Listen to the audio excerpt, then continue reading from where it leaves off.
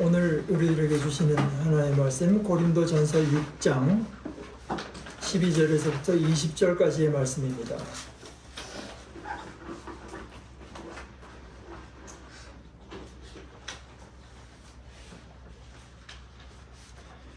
모든 것이 나에게 허용되어 있습니다. 그러나 모든 것이 유익한 것은 아닙니다. 모든 것이 나에게 허용되어 있습니다. 그러나 나는 아무 것에도 제재를 받지 않겠습니다. 음식은 배를 위한 것이고 배는 음식을 위한 것입니다. 그러나 하나님께서는 이것도 저것도 다 없애버리실 것입니다. 몸은 음행을 위하여 있는 것이 아니라 주님을 위하여 있는 것이며 주님은 몸을 위하여 계십니다. 하나님께서 주님을 살리셨으니 그의 권능으로 우리도 살리실 것입니다. 여러분의 몸이 그리스도의 지체라는 것을 알지 못합니까? 그런데 내가 그리스도의 지체를 떼어다가 창녀의 지체를 만들 수 있겠습니까? 그럴 수 없습니다. 창녀와 합하는 사람은 그와 한 몸이 된다는 것을 알지 못합니까? 두 사람이 한 몸이 될 것이다 하신 말씀이 있습니다. 그러나 주님과 합하는 사람은 그와 한 영이 됩니다. 음행을 피하십시오.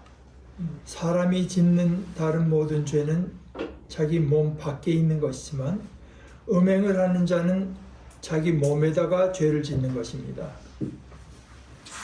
여러분의 몸은 여러분 안에 계신 성령의 성전이라는 것을 알지 못합니까?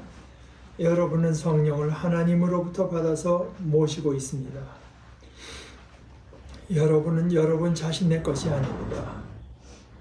여러분은 하나님께서 값을 치르고 사들인 사람입니다. 그러므로 여러분의 몸으로 하나님을 영화롭게 하십시오. 하나님의 말씀입니다. 하나님 감사합니다.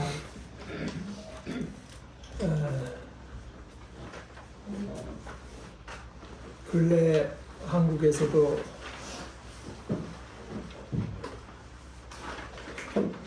마약이라고 하는 것을 둘러싼 참 슬프고 불행한 일이 있었는데 사실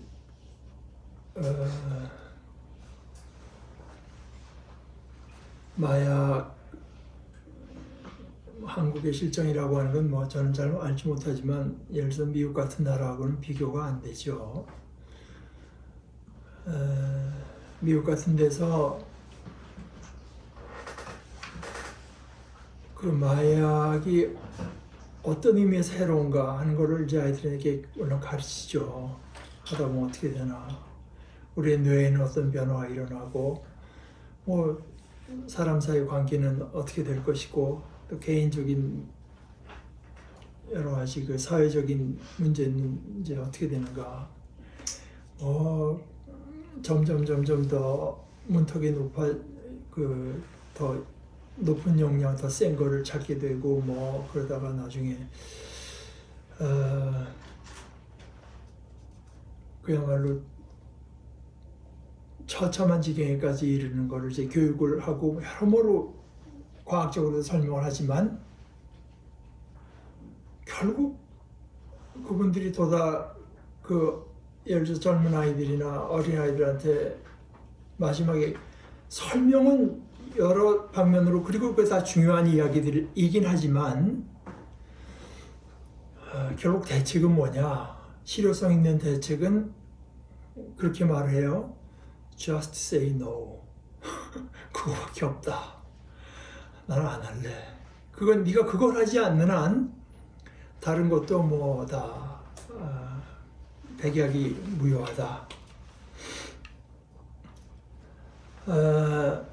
오늘 성경을 보다 보면은 번역판마다 다 좀 다를 수 있어요. 예를 들어서 한국교회가 전통적으로 써오던 개역 성경이나 개정개역 같은 데는 예를 들어서 12절, 13절 같은데 인용고 따옴표가 없습니다. 당연히. 왜냐하면 성경 자체에 따옴표는 없거든요. 그 그리스어로 쓰여지는데 따옴표도 없고 옛날에는 띄어쓰기도 조차도 없던 때인데. 그런데 그러니까 그대로 번역하는 게 맞다고 생각하는 사람들도 있지만, 그러나 그때는 그런 장치가 없어서 그랬던 거지. 여러모로 따져봐도 아무리 봐도 이것은 그 당시 다른 사람들이 하는 말이 있고 거기에 대한 바울 사도의 반론이 있는 게 뚜렷하지 않느냐라고 해서 이제 그 따옴표를 쳐가지고 우리 읽는 사람들을 이제 도와주기 위해서 인용부호를 붙인 것입니다. 예를 들어서 모든 것이 나에게 허용되어 있습니다. 이것은 바울 사도의 말이라기보다 아마 그 고린도 사회에 백만하고 또 고린도 교회 교인들 중에도 이제 이것을 내세우는 사람들, 특별히 아마 교회에 더 있었을 것 같아요.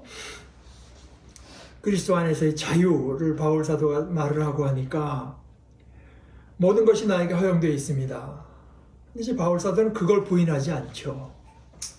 그러나 다른 차원의 이야기가 있습니다. 그 말은 맞지만 그러나 모든 것이 유익한 것은 아닙니다. 이것은 바울 사도의 말이라고 생각해서 따옴표 밖으로 이제 나왔고, 모든 것이 나에게 허용되어 있습니다.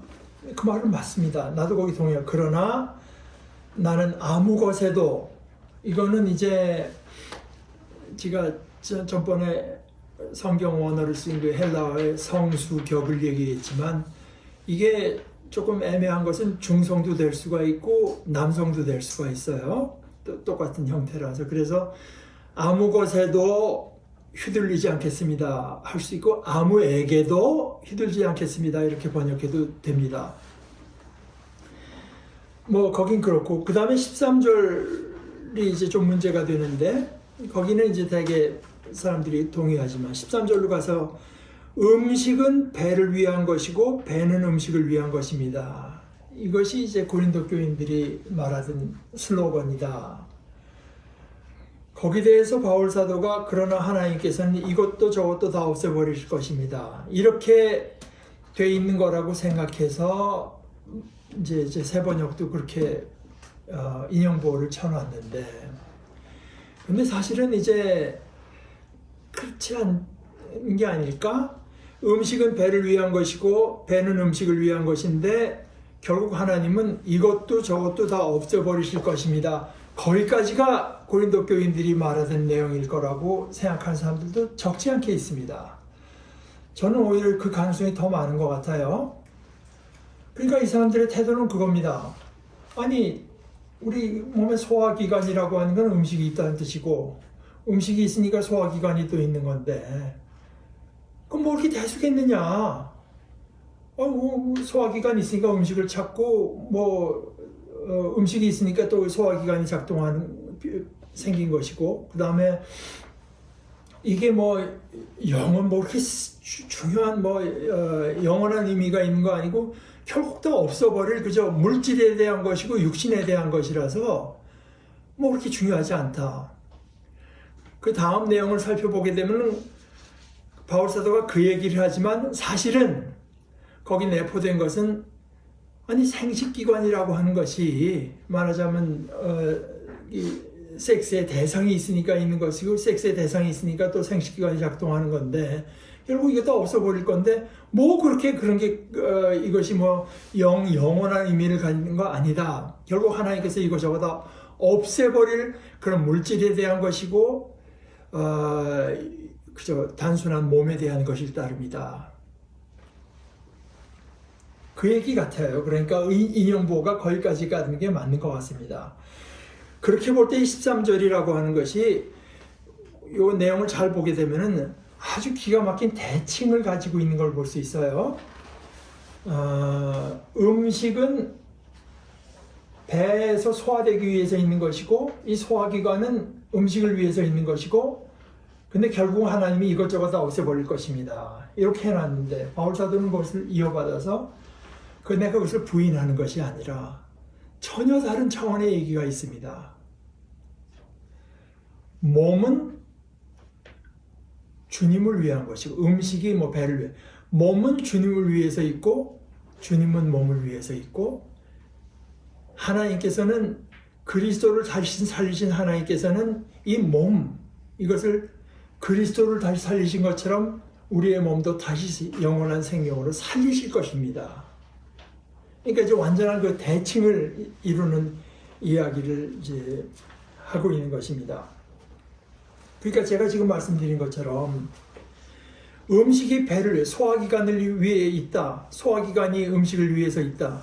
이걸 뭐 누가 부인합니까? 크리스찬이라고 해서 이거 부인하는 사람 아무도 없습니다. 그리고 여기에는 이제 뭐 그 당시 그 과학 지식에서 한 말이겠지만 결국은 그때부터 2000년이 발달해온 과학이라고 하는 것도 결국 이 이야기에 지나지 않습니다. 그렇지 않습니까?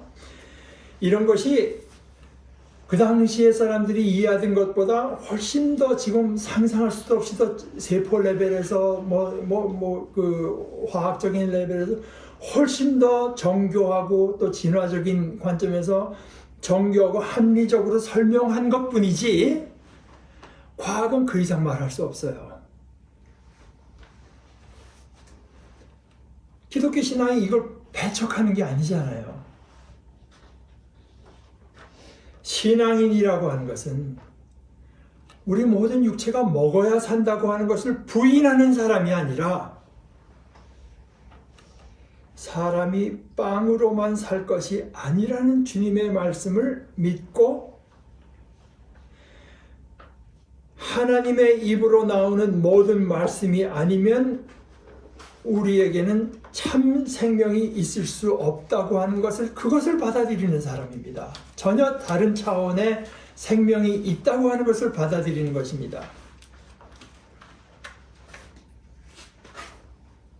그리고 하나님의 입으로 나오는 모든 말씀으로 산다고 하는 그 진리를 받아들일 때 그때 비로소 우리가 빵 먹는 것도 섹스라고 하는 것도 이런 것들도 다 전혀 다른 차원의 영역이 됩니다.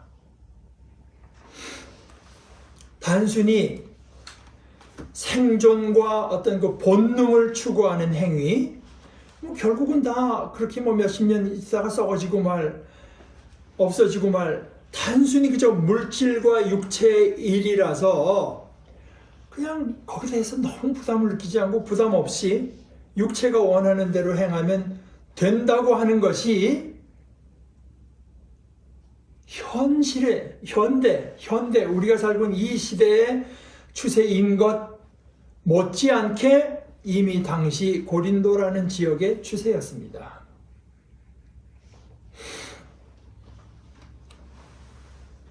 신명기 8장 3절에 기록되어 있고 우리 주님께서 유혹하는 마귀에게 인용해서 말씀하신 것처럼 사람이 빵으로만 살 것이 아니라 하나님의 입에서 나오는 모든 말씀으로 살 것이다. 그래서 이 빵만으로 유지되는 것은 그냥 육체적 생명입니다. 그 빵을 어떻게 먹을지,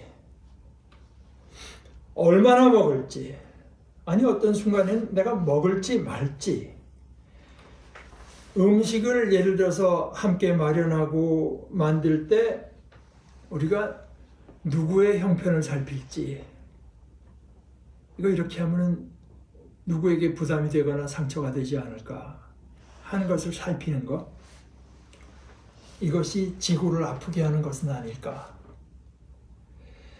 이런 차원의 생명은 빵에 있는 게 아니라 하나님의 말씀에 있습니다. 먹는 일뿐이겠습니까? 마시는 일, 입는 일, 또 우리가 사는 그 거처를 구하고 거처를 꾸미고 거처를 유지하는 일, 우리의 직업, 오락, 운동, 모든 삶의 영역에도 해당되는 이야기입니다. 그래서 고린도전서 10장 31절에 바울 사도가 이런 말을 하죠. 그러므로 여러분은 먹든지 마시든지 무슨 일을 하든지 모든 것을 하나님의 영광을 위하여 하십시오. 이것은 빵이 가르쳐주는 것이 아니라 하나님의 입에서 나오는 그 말씀이 가르쳐줘서 우리에게 영생을 주시는 말씀입니다. 오늘 우리가 읽은 말씀 따르자면 몸은 주님을 위하여 있습니다. 그리고 주님은 몸을 위하여 계십니다. 이게 무슨 뜻인가? 주님은 우리에게 살과 뼈를 위해서 있다고 하는 그런 뜻이 아니라 주님은 우리 어디까지나 몸으로 존재하는 존재들 아닙니까? 몸으로 존재하며 몸으로 살아가는 우리. 주님은 몸을 위하신다고 했을 때 주님은 우리에게 정신세계에만 역사하시는 것이 아니라 구체적으로 몸으로 살아가는 우리에게 생명의 은혜를 입히십니다. 우리의 몸적인 삶, 이것이 주님을 위하는 영광스럽고 풍성한 것이 되어야 하고 주님은 바로 그것을 우리에게 이루시기를 원하시고 또 이루십니다. 그런데 이건 모든 삶의 영역이라고 했으나 삶의 이 모든 영역 가운데서 좀 특수한 특별한 영역이 있습니다. 여기서 바울 사도가 그저 몸은 주님을 위하여 있다고만 하지 않고 몸은 음행을 위해서 있지 않고 주님을 위해서 있다고 말을 하잖아요. 여기서 음행이라고 번역한 헬라어 원어가 포르네이아입니다. 부도덕한 성행위를 말하는 것이고 특히 여기서 구체적으로 가리킨 것은 창녀, 아마 성전에 있던 창녀에게 가는 것을 가리킵니다. 음행을 피하십시오. 사람이 짓는 다른 모든 죄는 자기 몸 밖에다가 행하는 것이지만 있는 것이지만 음행을 하는 자는 자기 몸에다가 죄를 짓는 것입니다. 이 이야기가 나온 그 바로 앞에는 이렇게 되어 있습니다.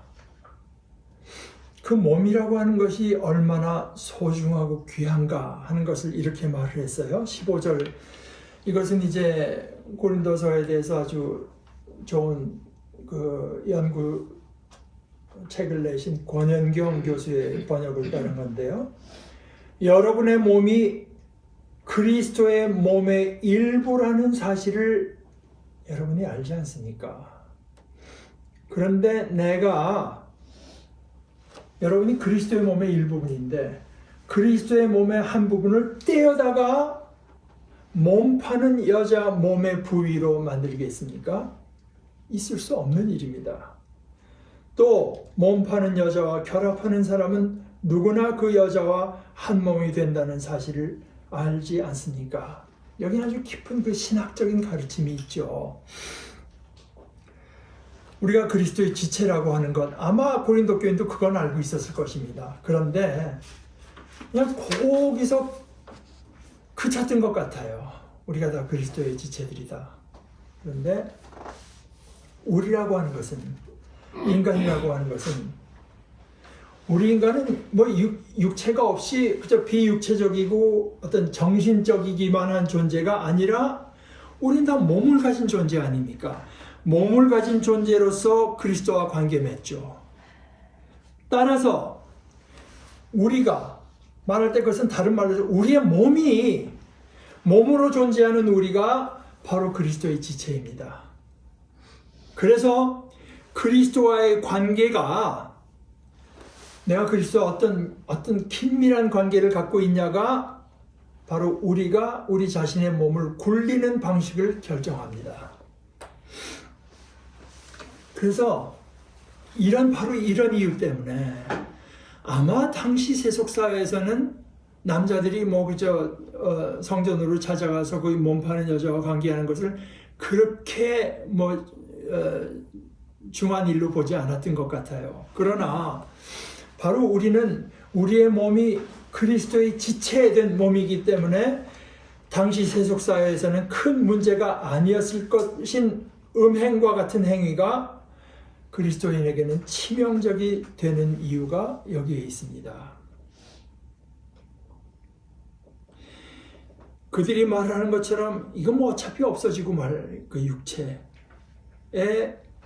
그 소욕을 따르는 이게 그냥 몸의 일이야. 이런 식의 생각은 사태의 본질에서 너무나도 멀리 떨어진 위험한 오해. 우리가 그것을 부인하는 거 아니잖아요. 육체나 물질이 어차피 폐기되고 말 것이라고 하는 것을 누가 부인하겠습니까? 어차피 폐기되기는 하겠지만 그것을 받아들여야 거기서 끝나는 것이 아닙니다. 바로 여기가 없어지고 만다고 하는 데서 생각이 그치는 사람들하고 없어지겠지만 거의 결코 끝이 아니라고 말하는 데서 여기가 기독교 신앙이 결정적인 차이를 가져오는 것입니다. 우리의 몸은 결코 폐기되는 것으로 끝나는 것이 아닙니다. 그래서 바울 사도가 하는 말이 하나님은 주님을 일으켜 살리셨습니다. 그와 똑같이 그 능력으로 하나님의 전능하신 능력으로 우리도 일으켜서 살리실 것입니다. 그리스도의 부활은 당연히 몸의 부활입니다. 그 정신이 우리 속에 살아났다거나 그런 부활이 아니잖아요. 그리스도의 부활은 몸의 부활이고 우리도 몸으로 부활합니다. 몸으로. 우리가 늘 고백하는 사도신경이나 니케아 신조가 바로 그걸 말하는 거 아닙니까? 우리가 현재 이렇게 입고 있는 몸은 소위 성경식으로 말하자면 아담과 같은 몸, 아담, 지상, 영어로 earthly, 지상의 몸. 이고 우리가 부활할 때 입을 부활의 몸은 부활하셨던 예수님이 입으신 것과 같은 영적인 몸입니다. 이 둘이 막대하게 다르죠. 근본적으로 다르기는 하지만 둘 다 몸입니다. 몸. 그리스도께서 이 자연에 속한, 자연 법칙을 그대로 따르는 자연에 속한 아담적인 몸을 십자가에 죽고 거기다 심어서 영적인 하늘에 속한 몸을 수확하신 것처럼 그리스도 안에 있는 우리도 그러할 것입니다. 우리의 몸은 지금 입은 몸 역시 우리의 영적, 도덕적 주체입니다. 고린도후서 5장 10절에 우리 모두는 반드시 그리스도의 심판대 앞에 나타나야 하기 때문입니다. 그리하여 저마다 좋은 일이든 못된 짓이든 몸으로 한 일에 대해 그 대가를 받게 될 것입니다. 바울 사도는 이런 깊은 신학적인 근거를 이제 그들에게 설명합니다. 거기서 그치는 것도 아닙니다. 장녀와 연합하면은 그와 한 몸을 이루게 된다. 이런 얘기도 하고요. 우리의 몸이라고 하는 게 뭐냐? 하나님의 영을 모신 하나님의 성전이다. 이런 이야기도 이제 하면서 거기에 연관된 어떤 신학적인 이유가 얼마나 크고 중요한 것인가를 설명을 하죠. 그런데 제가 처음에 말씀드렸다시피 마약이라고 하는 것이 얼마나 중요한 문제인지 과학적인 또는 사회학적인 여러 가지 갖고 설명을 하지만 결국 대책은 하나밖에 없었던 것처럼 바울 사도가 이렇게 깊은 신학적인 이유를 설명을 하지만 실제로 가서 바울 사도가 그들에게 주는 권고의 말씀은 아주 단순하고 짧습니다. 다른 권고가 있을 수 없죠. 음행으로부터 피해서 달아나십시오. 마약에 대해서는 say no 하는 것 이외에 다른 아무런 대책이 없었던 것처럼 이것을 다 이해했을 때 우리가 음행에 대해서 부도덕한 성적인 어떤 행위에 대해서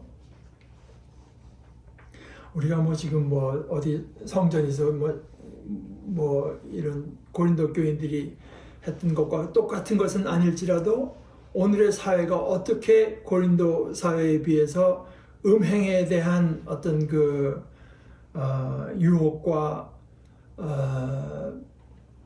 그 기회가 적다고 하겠습니까?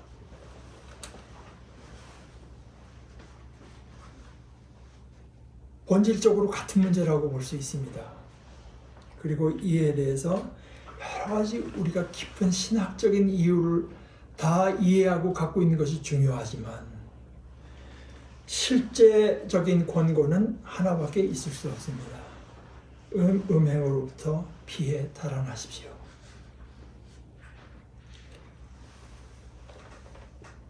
여러분의 몸은 여러분 안에 계신 성령의 성전이라는 것을 알지 못합니까?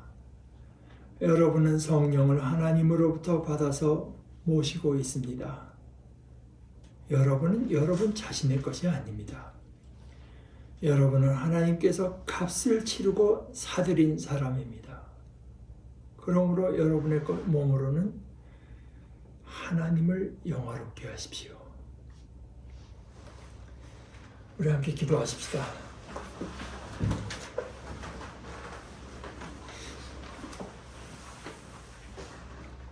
하나님 아버지께서 저희들에게 주신 이 크고 깊은 진리의 말씀은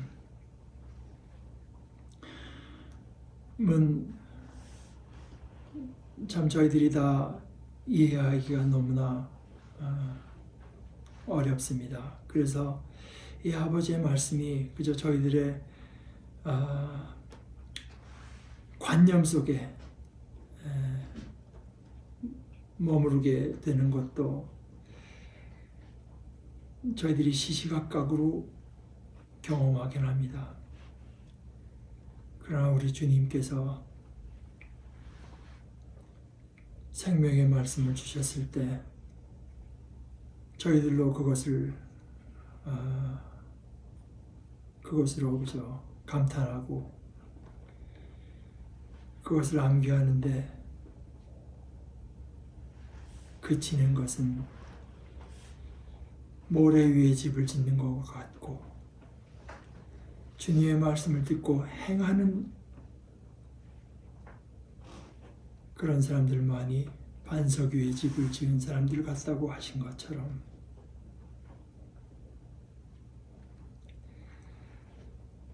그리고 우리 주님은 말씀이 육신이 되셔서 저희 가운데 계셨던 것처럼